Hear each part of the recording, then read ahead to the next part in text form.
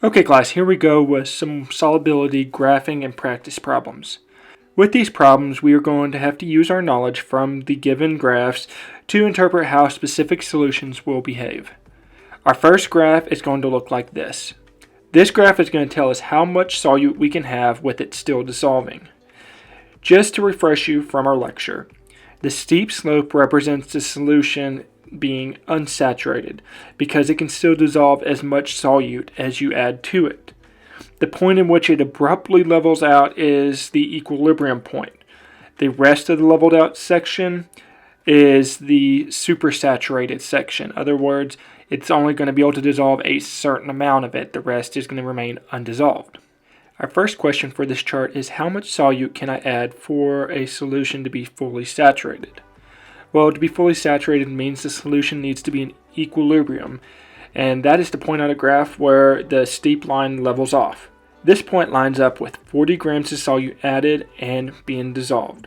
So the answer to this question would be 40 grams of solute. The next question is, if I add 20 grams of solute into a solution, what is the saturation of the solution that I created?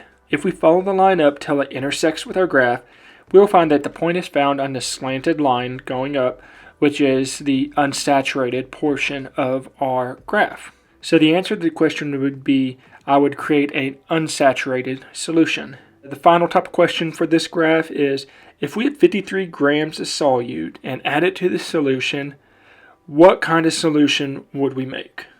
Well, if we had 53 grams of solute added to the solution, we could conclude that it would intersect the graph at this point. If it intersects at this point, then that would make the solution a supersaturated solution. Now we can work through a few solubility curves. Remember, any point above the solubility curve is a supersaturated solution, while any point below the curve is an unsaturated solution, leaving the curve itself to be representative of equilibrium. Our first graph is going to show us the solubility curve of sulfur dioxide and is going to look like this. The first question we will be going through is, can I fully dissolve 50 grams of sulfur dioxide in a solution at 40 degrees Celsius? If I extend each of these points out, we can see that these points intersect above the solubility curve. This means the solution is supersaturated. If the solution is supersaturated, then it's past the point of fully dissolving, and anything added on top of that is going to be left undissolved. So the answer to the question would be, no, I cannot fully dissolve 50 grams of sulfur dioxide in a solution at 40 degrees Celsius.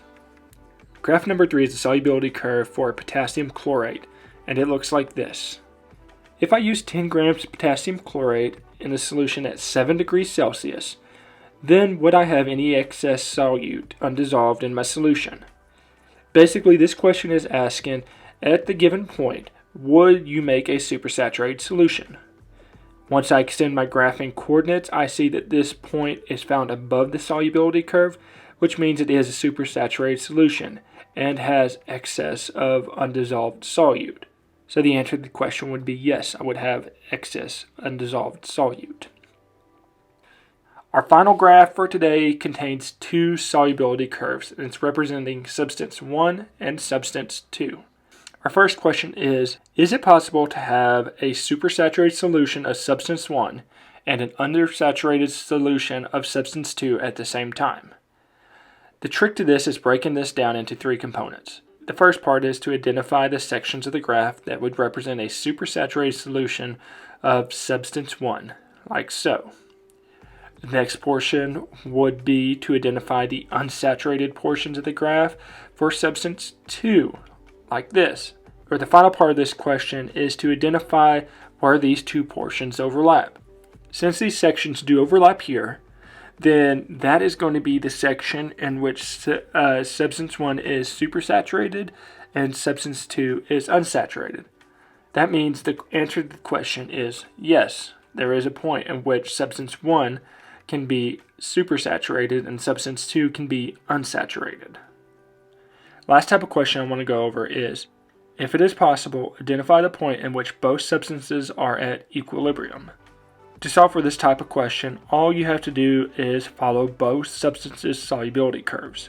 Since the lines represent the equilibrium point for each substance, the point in which they cross is a shared equilibrium point. So this would be the point at which both substances are at equilibrium. To get to the coordinates of this point, I would just extend my x and y axes and guesstimate the closest points. In this case, it would be 43 for my x-axis and 16 for my y-axis. In other words, it would take 16 grams of either solute to dissolve at 43 degrees Celsius to be at equilibrium. Okay, this is all I have for you, and I hope this helped you out. Keep up the good work in the class, and see you next time.